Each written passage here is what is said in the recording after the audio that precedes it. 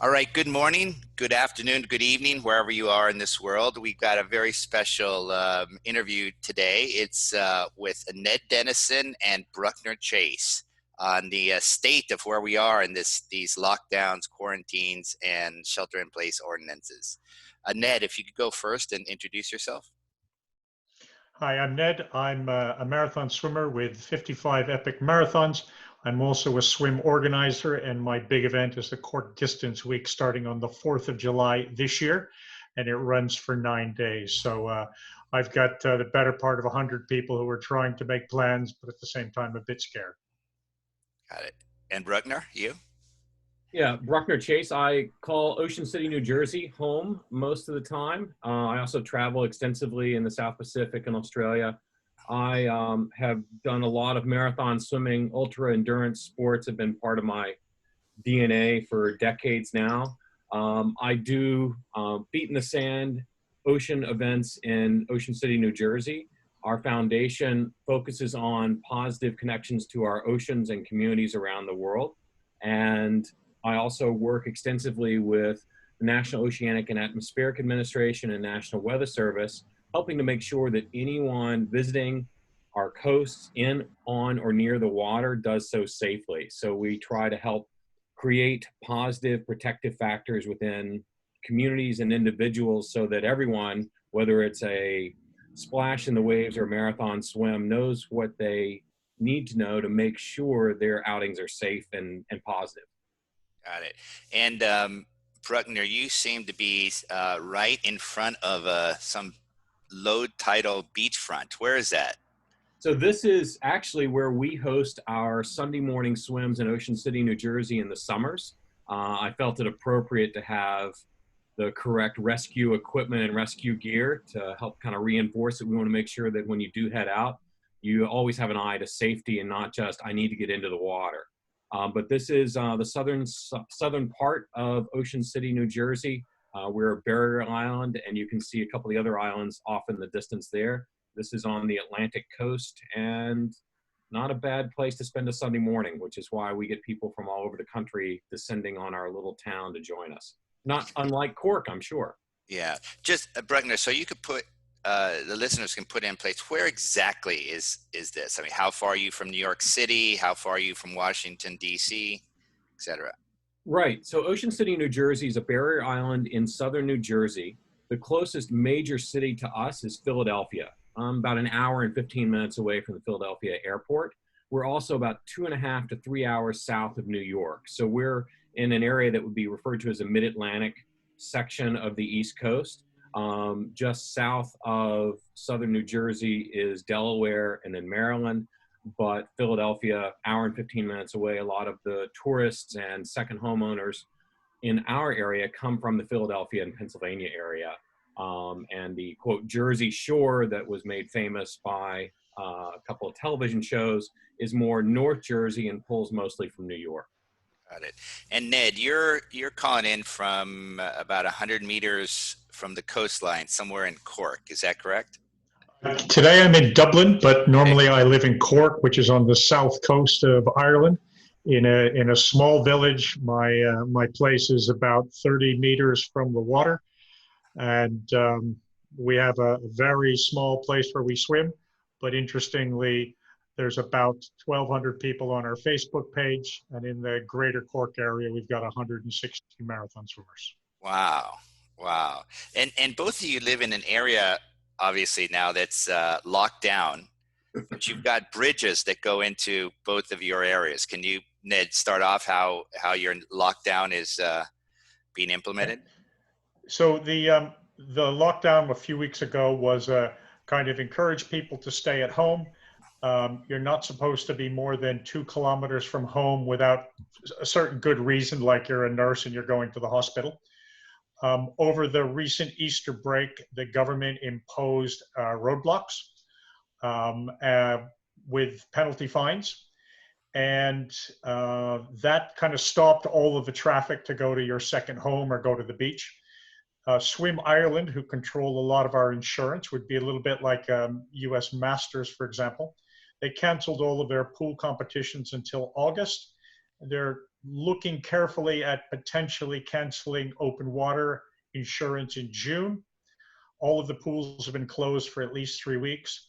And the real heartbreak for us in the last couple of days is the Lifeboat Authority, the RNLI, which is a non-governmental agency. They've asked people to really nicely not to go swimming in the ocean because they really don't want to go out and do any rescues. Oh, So wow. it's been a pretty tight lockdown. Wow. And Bruckner, about what's the people migration in or out of your area? It's that's a tough one for us because we are the island of Ocean City, New Jersey, which is one of several barrier islands in South Jersey. Our winter population is maybe 10,000 people, but in the summer it blows up to over 100,000. So we're very much a seasonal second home community. And there's been a real push to try to encourage people to not come to their second house on the weekends because the area is just not set up to deal with that.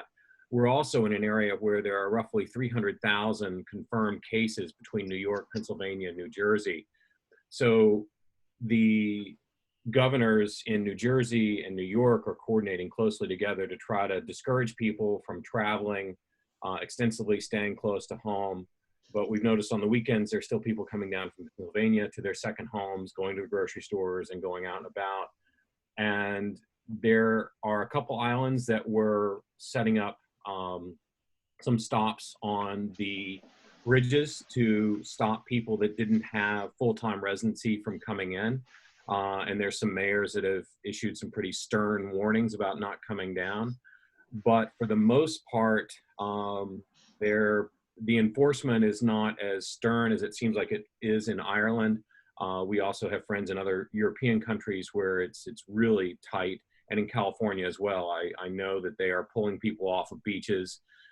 We have seen lockdowns, but not as much enforcement. And so we are kind of relying on people to show better judgment. I'm fortunate in that, getting outside and getting exercise. I usually in the mornings head over to some trails that are a few minutes away, off island where it's isolated and apart from people. The 2K restriction would be tough for us because just the bridge to get onto the island is roughly 1 kilometer long. So even just going to grocery stores and pharmacists would be tough. As far as the impact on swimming, I know that they have officially closed the beaches and boardwalks. I have been myself paddling in the back bay from a boat ramp and getting out into the water and doing social distancing and going out, coming back, coming home is still okay. They have now closed all of the state parks. So the beach that actually is behind me is partially a state park, which was open for a while and then was shut down last week. The sad thing is, on an island as small as we are, which is about 1 mile wide and 10 miles long, the beach is probably the most open area where you can social distance. It's actually much harder to social distance if you're walking along a 6-foot wide bike path than it is a 200-meter wide beach. So it's kind of this kind of catch-22. It's like you want to keep people off the beach, and also for safety issues. We don't have, all of our lifeguards are seasonal, so there's no one patrolling the waters or beaches right now. But I did hear from the local beach patrol chief that they are allowing surfers to go out as long as they don't pile up in one lineup. But you can cross the beach to go out into the ocean. In contrast, I know Santa Cruz County and other places in California, they're not allowing anyone into the ocean. Yeah, yeah. And Ned, how is it over? You were mentioning the lockdown and its impact on swimming, but what do you see in the future here? Well, let me first give you an update. What it means is that most people aren't swimming. There's a few exceptions, and people are doing solo secret swims. I've seen people swimming in creeks that you wouldn't probably get your dog to go in because they're too small. Some people are going out at unseasonable times at sunrise, sunset alone on small places where they wouldn't normally swim. There's some people swimming off kind of mud flats at high water where, again, no one would notice them. And then a number of people have bought these inflatable swimming pools and have got bungee cords on their on their waist and trying to get some exercise. So I think your next question is, what do we see happening? Um, so I think one of the things that I said to my folks coming to Court Distance Week back on the 15th of April is I said, watch Wuhan, see if and when it opens up, and watch the daily death rate in Spain and Italy. And when Wuhan opens up and the daily death rate plateaus, things will change. So indeed, those two things have happened. There are still, far too many deaths. However, in the last week or so, we've had Italy, Spain, Czech Republic, Austria, and Denmark have all started the process of opening up. In Denmark, that means children's schools.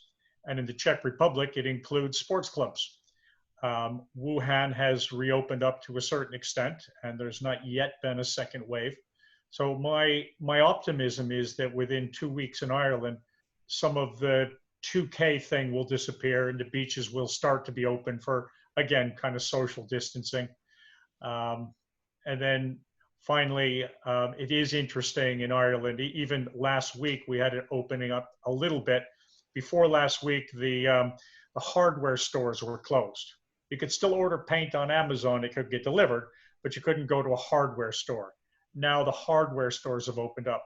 So it's not a question of a binary open. It's already started to open up. So I'm optimistic. Yeah. In your area in Dublin, also Cork, is that any different from the big cities like London or Birmingham?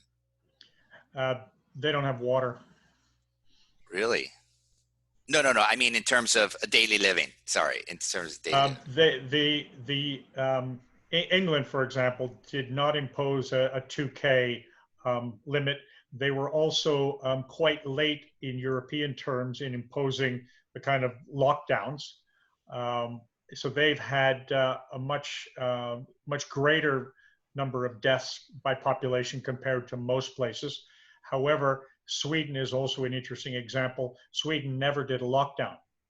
And while their death rate is higher than adjoining countries, they've not had hospitals being overwhelmed or things like that. So it's an interesting experiment in one of the European countries. Got it. And both of you gentlemen run events. Ned, you run the Cork Distance Week, how many countries basically do you reach? There'll be probably 15 different countries. Got it. And what are people saying?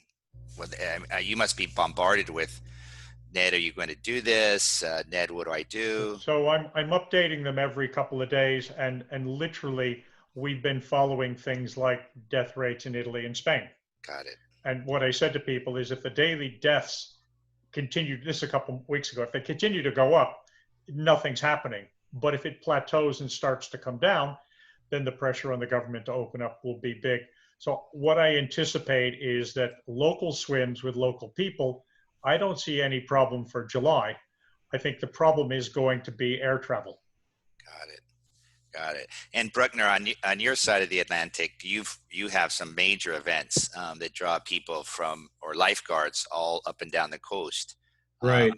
What's the impact? Well, it's huge. I want to step back and address one thing that Ned pointed out. I want to reinforce that, in our area as well. And that's people seeking out remote areas to kind of do a off the book swim where they won't be noticed, which is dangerous because there's no lifeguards. If people don't know they're there, where to find them, that if something does go wrong, and in this time of year here, water temperatures can be 49, 51, 52 degrees. And without people that are used to that and not knowing how that cold can impact them from an immediate cardiac response when they hit it, that we've been really using our platform with the Ocean City Swim Club to kind of address some of the stuff that Ned's seeing and we're seeing just with requests going, where can I go and swim? Where can I get in that no one will know where I'm there? And I'm going, please just do some push-ups or get some bands, because we are a very tidally driven area. You can go to the back bays, but we have a 5-foot tide change, which means currents can run extremely fast. There are areas that look really inviting for swimming that can really be deadly with either submerged objects, cold temperatures, fast currents, or still some commercial fishing boat traffic that's not looking for swimmers this time of year. So stepping away from that and just kind of reinforcing that for anyone on my side of the pond. As far as events go, our Ocean City Swim Club normally has between about 60 people every Sunday that come out for swims. And we draw from a national kind of pool because a lot of people come here on vacation. We've already implemented some operational changes that will help limit the amount of physical contact we have. Because even though things start to open up, my wife, who helps run some of the stuff on the beach, has some chronic pulmonary issues that make her high risk to be hospitalized if she gets the virus. So even as things start to open up, someone who is still infected can infect others and still possibly send them to the hospital and create a situation that I would rather avoid. So we're working to implement some additional safety practices following both mandates from government agencies as well as best practices from known health experts, whether it's CDC, National Institute of Health, or others. But we have still canceled any events in May. We typically launch our season Memorial Day weekend, and we will still look at doing that. We're adopting roughly a 30-day look ahead because things are changing so quickly. I'm not making any call further than 30 days out because I feel that I just don't have enough information. And even health experts say that. We don't have, clinical trials data. We don't have transmission data. We don't have all that. So I'm kind of doing a 30-day look ahead. That being said, I manage some really large events with Red Bull, and one professional surf life-saving event that we've been doing for 6 years now is scheduled for July.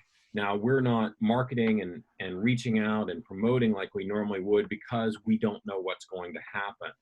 So while we haven't canceled that event and it's still, kind of there, we also don't know what may or may not be allowed. And right now, if an event's going to take place, we're looking at plan Bs. Do we, kind of like what some of baseball is doing, do we have no fans? Do we have no one on the beach? Do we make it so that it's a limited number of participants and we put GoPros on them and it's a virtual, event watching for, people that would normally be on the beach there?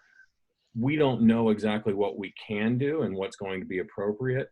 But we want to get people, we know that there's, quality of life, health and well-being of being in the ocean, but we are very more focused on the potential health impact to the community at large, versus, making sure everyone can get into the water right now.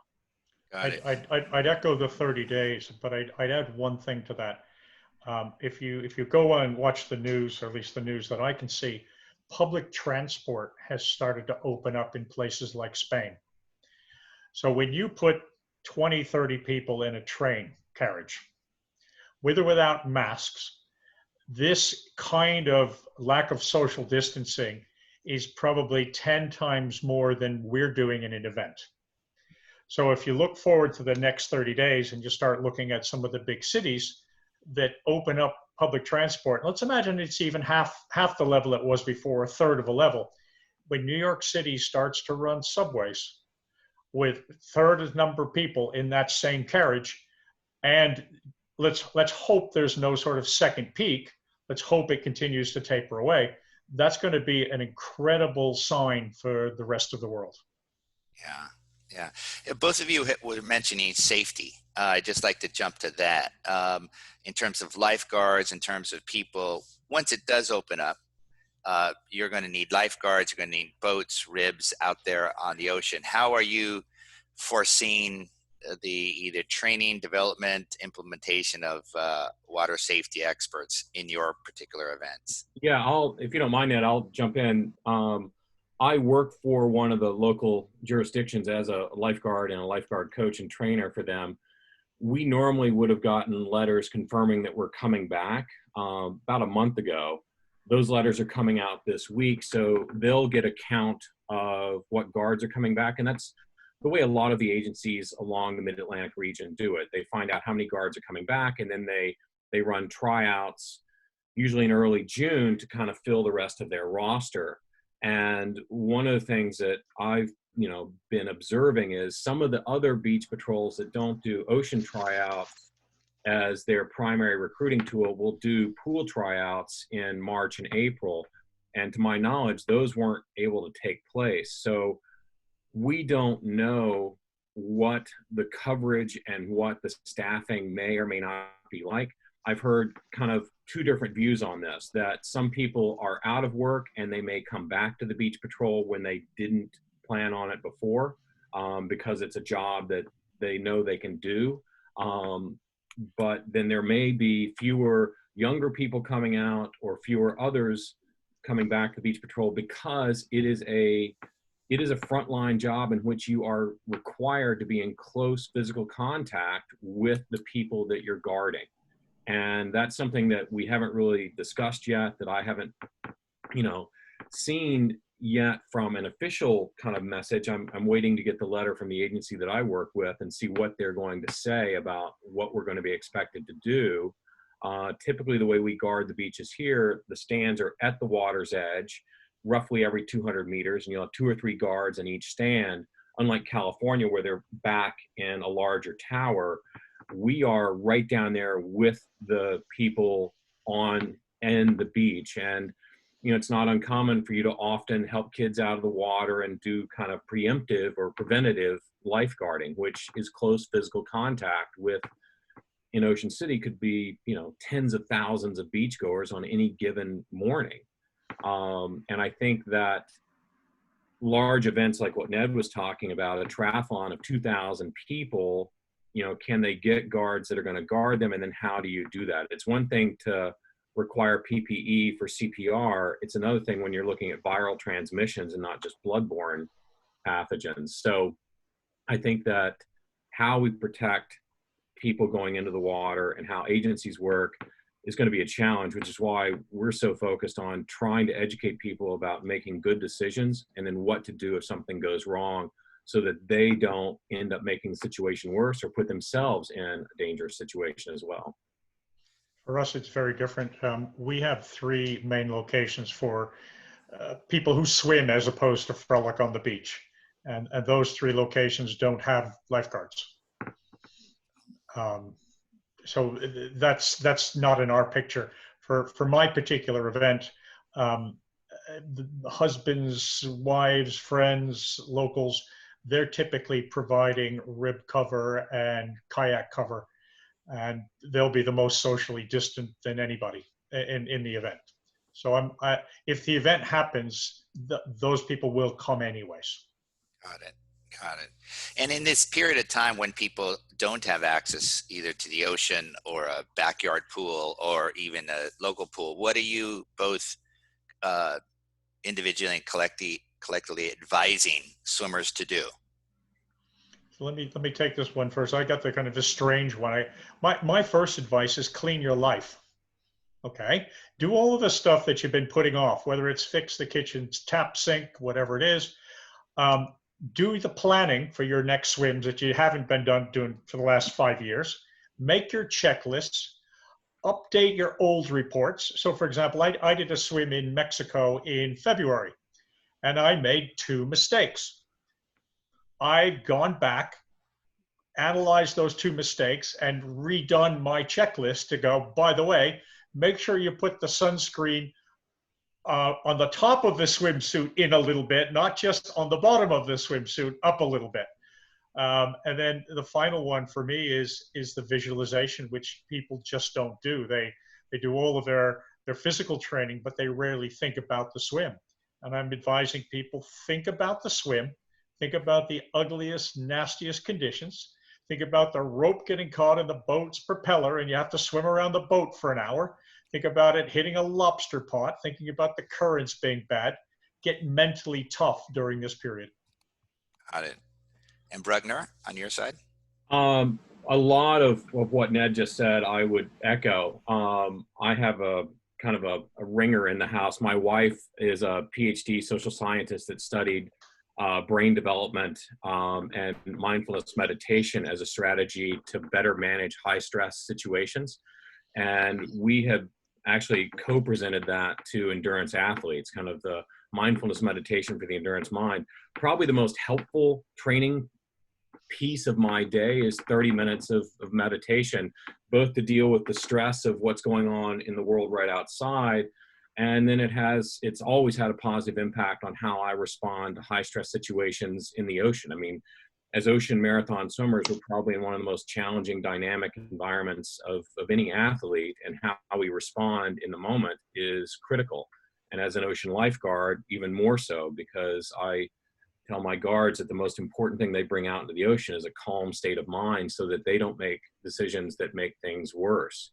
So working on the mind and kind of the health of my body and soul is as important right now as anything, because I know that the water time is going to come back. And I've encouraged athletes, we've switched to various types of dry land and dynamic and strength building and maintaining, stuff like the WOWSA trainer, swim benches and bands, but also said, there's no substitute for actually, you can do bands all day long in your living room, but it's going to be a lot different when it's 52-degree water with, a chest high swell coming at you.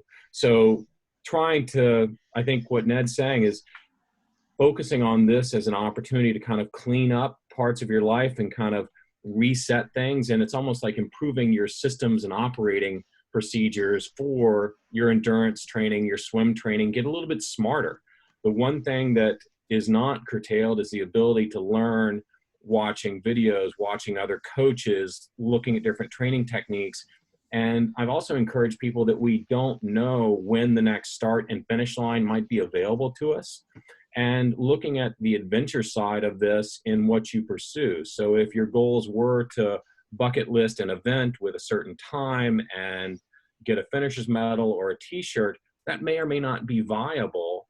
But to stay motivated and keep training through all this, what can you do? Focusing on the experience of being out in the water, the adventure side of it, trying something new, something different that's kind of outside what you would normally do if you were just training for another 10K or 5K or a marathon for that matter. Yeah, you both mentioned something that I hadn't planned to ask you, but I'm extremely curious, and it's this issue about high stress situations in the water. The water could be cold, it could be warm, it could be rough, it doesn't matter. But Ned, you run the Cork Business Week, where you try to address this, where you purposely put people in high stress situations. Can you just sort of give people hints of what you do and what you're trying to achieve? And same question to you, Bruckner. So we run something called the torture swim. It's appropriately named. We also call it the body-brain confusion swim. People talk about it, but I think we're the only ones who actually do it. So for most of our distance week, we're really nice to people. When we come to the torture swim, we do everything we can to unsettle them mentally and physically. And then we talk about some things like, there was a guy in New Zealand a few years ago, the boat went up on a sandbar and he had to swim around the boat for 2.5 hours for the tide to come back in, so he could continue on to cook straight. He didn't make the swim, but how is your brain set for that? Or you're 20 meters from France, you can almost touch the rock and the current sweeps you away. And the boat says, could be an hour, could be 5 hours, maybe you're not going to make it. So we tend to simulate those kinds of things. And one of them that'll make you smile is last year, I think we tied up all of the boats and we kind of had lunch while people swam around the boats. And we were commenting on the wonderful ham sandwiches we had. And then we started giving the swimmers a little cracker with a little cheese or something on it. All but one woman, who's like the most popular woman. She didn't get anything. And at one point she kind of said, well, what about me? And I said, no one likes you. Oh, that's and she cool. said, and she's been for years and years and years. And she said she could kind of handle everything, but that would really hurt her. And she was, unsettled. So anything out there can happen. And one of the things I always tell people, particularly the English Channel, is get one signal right. And that signal is you're the swimmer and you look up and the boat is kind of heading away from you and you only see the back of the boat. So my signal on the boat is, this is okay, keep swimming. We have a problem, we'll figure it out, we can see you. This is, Stop. You know, you got to come to us now because you can look up and the boat's going the other way. And what are you going to do? What's your brain going to do to handle this stressful situation out in the middle of nowhere and the boat's headed away from you? Wow. Wow. And Bruckner, you? I think that what he hits, and one of these days I've got to come out to the event in Cork and do some of that training. We always talk about how people can improve both in, a practice to prepare how their brain responds to high stress situations, but nothing beats remember when stories. And those of us that have been doing this for long enough, when we end up in these bad situations, I tell people, file that away because that remember when experience may help you move through something in the future. Ned's creating those in that week-long session. Some of us, and I started marathon swimming before I started, working as a professional ocean lifeguard. And as someone who has often had to rescue people in those high surf conditions who are having those, high stress, out of their mind moments, it's really important that I make good decisions because now someone else's life literally depends upon it. And so tapping on, that's why as lifeguards, we do so many training scenarios in which they are, doing simulated rescues in very uncomfortable situations where they're having to not just respond for themselves, but it'll have an impact on others. There are other rescuers and the, victim as well.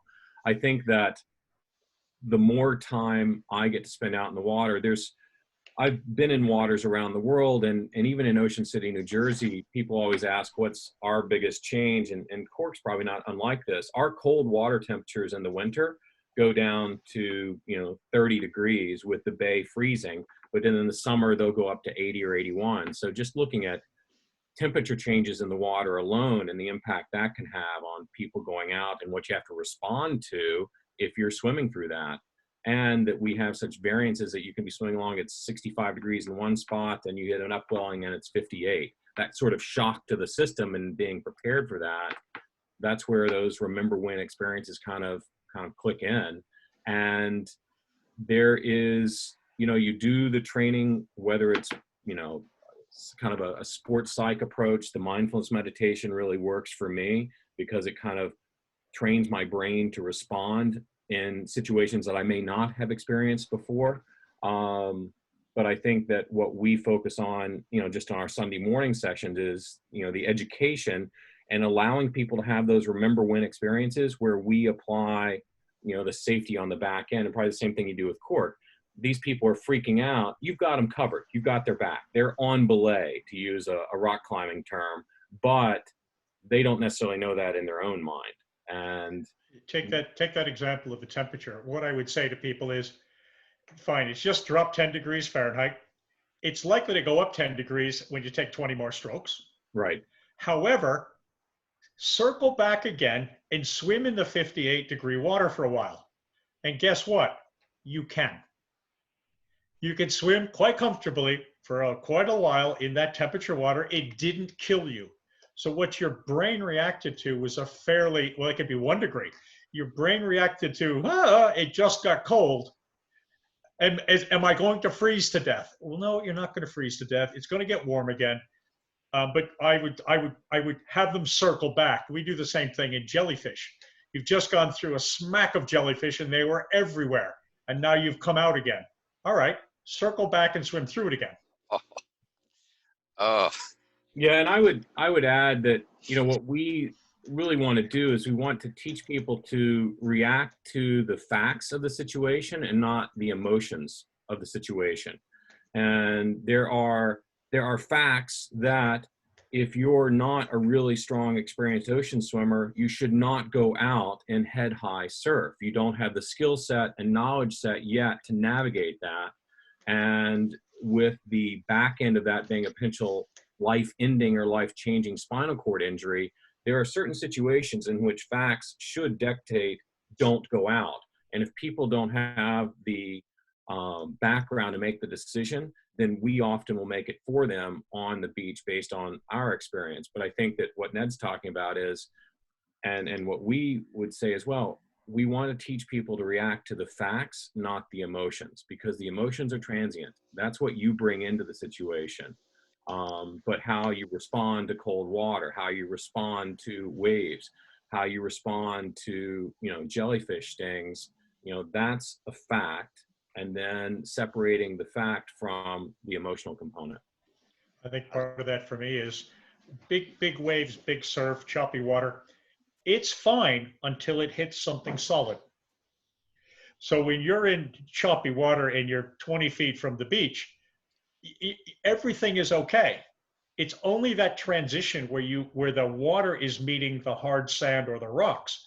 That's where the danger is. So stop 20 meters out, think about the situation, look for the best plan before you charge into the dangerous part.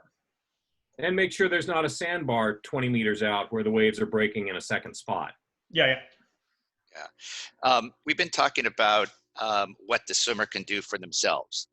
What can you plan, mindfulness, etc. Let's talk about what can the swimmers do for others. What can swimmers do in this period of lockdown and not having access to pool for the sport in general? Ned, you want to kick it off? Yeah, I've got three things. So the first thing is reach out to somebody that's 2 years behind you in their journey. So you might have done your first 10K 2 years ago, and one of your buddies is on 5K looking to get to 10K. This is your opportunity to mentor. It's not necessarily the person who just did 60 kilometers talking to somebody who's going from 3K to 5K, but there are people, you know who they are, they're right behind you. Mentor them, talk to them about what you went through. The second thing is volunteer to do something useful. So your club probably has a set of boys that the rope has needed to be changed for 3 years, and they're in your garage. This is a good time for you to go change that rope. And then the final one, and make people smile, is every club, every organization has somebody with boxes of records in their attic or their garage. And those boxes of records have, who won the big trophy 25 years ago. Those records need to be digitized. So take a couple of hours and digitize some of those records. One of our big trophies in Cork, we're not actually sure the first year the swim started. It was either 20 or 21 years ago. We think we know the woman who won the first year, but no one knows the man who won the first year. Somebody's got those records in their house. Please help us out. Got it. And Ned, you're the chairman of the International Marathon Swimming Association, and you're the stalwart of the Cork community. Where do people reach you? Where, if they have this record, do they send you an email? Is there a website they can go to? I'm the easiest person in the world to find by email. Once you find me, I can advise you of what to do with it. I give you an example. One of our honorees, we think he swam Catalina 40 years ago. He's not on their list. So we're going through the process now with the Catalina people, submitting all the information from 40 years ago in Portuguese, translated, to try to get him on the list. He also swam Gibraltar. We think 1 year different than the Gibraltar results show. He's got contemporaneous press clippings. So they'll eventually change their website. So we can help connect you with somebody that's interested in your record. Got it. And then I sort of laugh nowadays. A person does a swim, it's videotaped, it's Facebook Live, it's there's all kinds of digital records of that. Now, if you did a swim 40 years ago, unless it is covered, it all exists in your mind or in your notebooks. Well, Steve, a good example is you were the 25-kilometer world champion in Windermere a few years back. Yes. I don't think anybody has a list of who was in that swim, what their times were. It's never been digitized, and it doesn't really exist other than we know you won it. Yes. I don't know who was in the race myself. I only know that Irene van der Laan was also there because I remember her father. That's about it. And you're absolutely right. Bruckner, from your perspective, what can people do to help others to help the sport, to volunteer, as Ned was saying on your side? Well, I think that right now I've been working with a lot of groups. My main focus right now is our Ocean Positive Foundation was founded originally to work with underserved communities in American Samoa to build community strength and to help build protective factors against drowning and dangerous situations in the water. And that work that began over 10 years ago, continues now. And especially with NOAA and the National Weather Service, our big focus at the moment is getting the word out. We have this Wave Safe series. So what Ned was talking about, safety when the waves meet hard objects at the beach.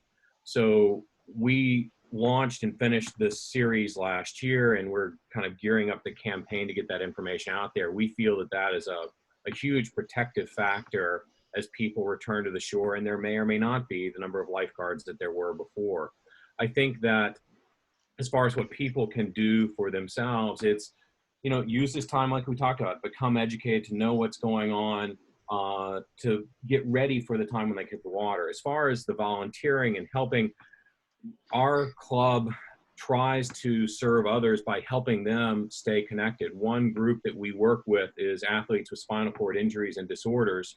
That's a key program for us throughout the summer and throughout the year. So this is a population that's at higher risk for complications if they contract the virus.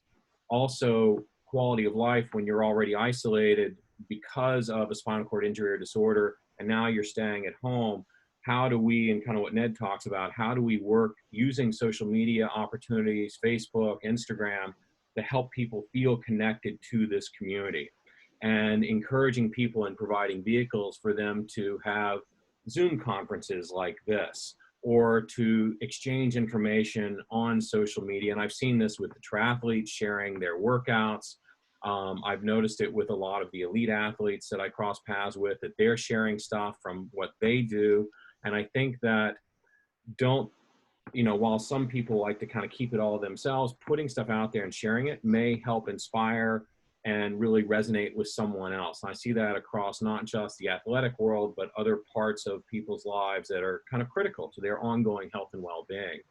And I think that the volunteering, because we have so many cases and so many things being directly impacted in hospitals and stuff, with us trying to walk this line of being sensitive to the volunteer needs and demands of, food banks and healthcare workers and hospitals, being in New Jersey, in this New York, New Jersey area, recognizing that that is what people are drawn to right now, and letting them do that, but trying to stay relevant, and that what we do as marathon swimmers, ocean swimmers, endurance athletes, I've always said that it's not necessarily what we can do, it's what we do with what we can do. And sharing our strength, whether it's physical or knowledge base, to help inspire and maybe help someone else look beyond this to challenging themselves, seeking out that adventure, whether it's the backyard or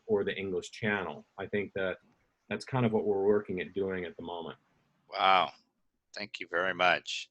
Gentlemen, I could go on and on for hours listening to you. And I think next time I'd like to address your work, as you mentioned, Bruckner, with the disabled.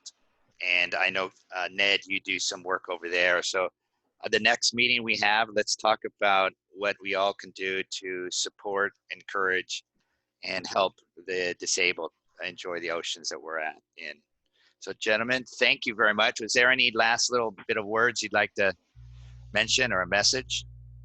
Things will get better. Yeah. Yeah.